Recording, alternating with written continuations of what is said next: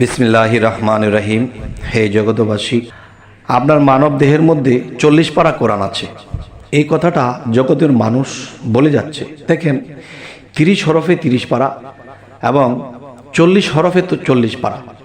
তো এখন কথা হলো, 30টা অক্ষর যে আমরা দেখতে পাই কায়দা করলে 30টা বা 29টা। তো এখন বিষয়টা হলো, 30 হরফে যদি 30 পারা হয়ে থাকে তো 40 পারা কি করে হয়?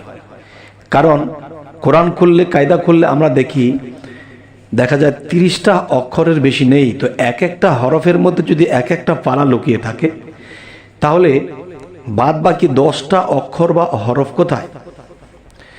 তো আজকে এই বিশেষ আলাপটি অবশ্যই শুনবেন এবং অবশ্যই বোঝার আছে যে আসলে একটা জিনিস কি, আমরা সবসময় কিন্তু একটা কথা বলে থাকি, এই যে এর শয়তানে ধরছে, এর শয়তানে ধরছে। আসলে কিন্তু শয়তানকে কখনো কি কেউ দেখেছে? আল্লাহ বলতেছে যে কোরআনে শয়তানের কথা, হ্যাঁ শয়তানের কথা আল্লাহ বলেছে, আল্লাহ তো দেখেছে, কিন্তু আমরা তো দেখিনি। তাহলে শয়তানের কি রূপ? তবু আমরা শয়তান শয়তান করি। তো একটা কথা হলো যে আল্লাহ নিরাকার, আল্লাহ দেখা যায় না একদল বলছে, আরেক দল বলছে দেখা যায়। তাহলে যারা নিরাকার বলে মনে করে তারা আল্লাহকে কোন রূপে কিভাবে দেখতেছে? তাই যাই হোক, আজকের আলোচনার মূল হলো যে 40টা পারা, 40 পারা মানব দেহ গড়া। তাহলে এই 40টা অক্ষরের বিশ্লেষণ যদি করতে যাই, তাহলে দেখা যায় কি যে দেহের মধ্যে 30টি অক্ষর অবশ্যই আছে, কিন্তু 40 অক্ষর বলতে গেলে আর 10টি অক্ষর এই দেহের মধ্যে এই পৃথিবীর কেউ দেখাতে পারবে না। এই পৃথিবীতে কেউ দেখাতে পারবে না যে আর 10টা অক্ষরের কি আকৃতি, কি নমুনা। আচ্ছা, তাহলে এই বিষয়টি আরেকটু যদি ভেঙে বলতে যাই তো অবশ্যই বুঝবেন। দেখেন যে মায়ের এবং বাবার 4 4 8 আল্লাহর 10, তাহলে 18 সিজে এই দেহ তৈয়ার। কিন্তু 18 সিজের ভিতরে যেমন 8টা দেখানো যাবে আর 10টা কিন্তু দেখানো যাবে না। আর সেই 10টা দেখানো যাবে না কেন? 8টা আকারদারি আর 10টা হলো আপনার নিরাকার। যেমন মনে করেন যে আপনাকে একটা পিঁপড়া কামড় দিয়েছে, কিংবা একটা পিঁপড়া আপনার শরীরের মধ্যে হাঁটতেছে। এখন এটা অনুভব, যে একটা শিরশির লাগছে, একটা অনুভব হচ্ছে যে পিঁপড়াটা হাঁটতেছে। এটা দেখা যায় আল্লাহর 10-এর 1। এখানে এই যে কথা বলতেছি, এই কথাটা কিন্তু শুনতে পাচ্ছি, কিন্তু কথাটা দেখতে কেমন? এই যে আমরা যে খাচ্ছি, খাইলে যে একটা স্বাদ লাগে, এই স্বাদটা অনুভব করছি, কিন্তু স্বাদটা দেখতে কেমন? যখন আপনাকে কেউ একটা কথার আঘাত করেছে, সেই আঘাতটা আপনার অন্তরে লেগেছে, কিন্তু এটা অনুভব করছেন যে আমি কথাটা শুনে অন্তরে আঘাত পেয়েছি, কিন্তু সেই আঘাতটা দেখতে কেমন? আরেকটা বিষয় হলো যে আপনার দৃষ্টিশক্তি, আপনি দেখছেন, কিন্তু আপনি যে দেখছেন, কিন্তু এই দেখা জিনিসটা কেমন?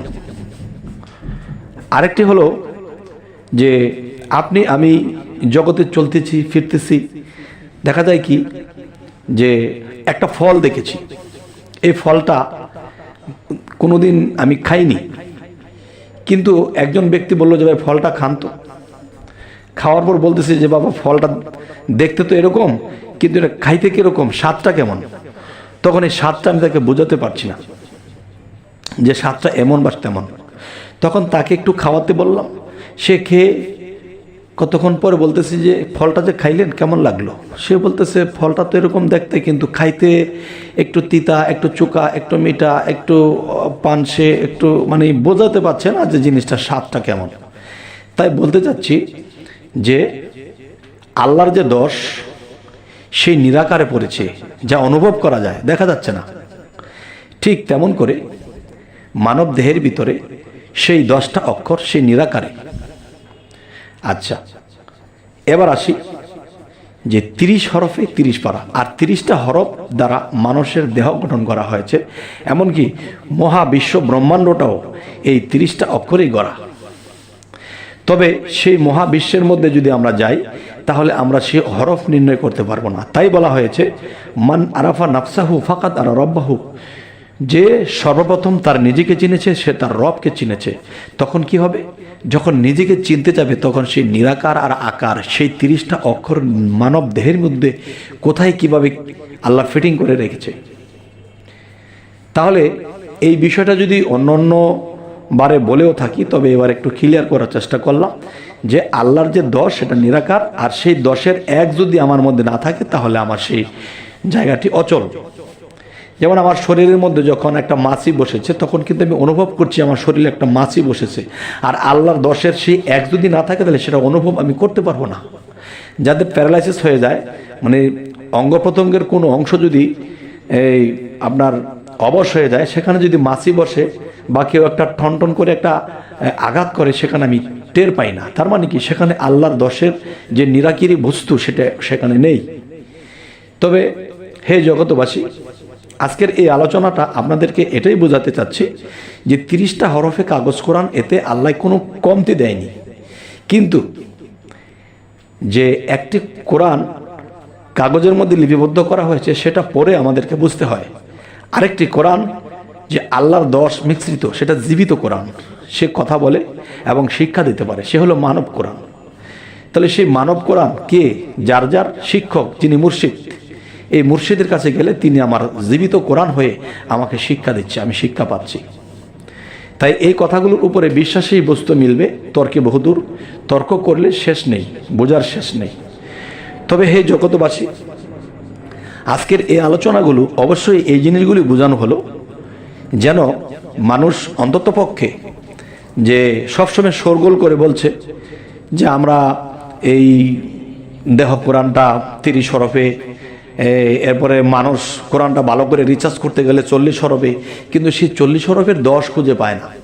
তবে এই 10 ইহকাল পরকাল কোনো কালেই পাবে না, কেননা সেই 10 আল্লাহর কাছ থেকে নিরাকারী বস্তু দিয়ে আপনি আমি দাঁড়িয়ে আছি, কথা বলছি, আপনি শুনছেন। তো আজকের এই আলোচনা কি বুঝলেন, কেমন লাগলো অবশ্যই জানাবেন। তবে আমাদের চ্যানেলের আলোচনা যদি আপনাদের ভালো লাগে তো অবশ্যই সাবস্ক্রাইব করে রাখুন, পরবর্তীতে আমাদের ভালো ভালো ভিডিওগুলো যেন আপনাদের কাছে পৌঁছে দিতে পারি। তো সকলেই ভালো থাকবেন। আল্লাহ হাফিজ।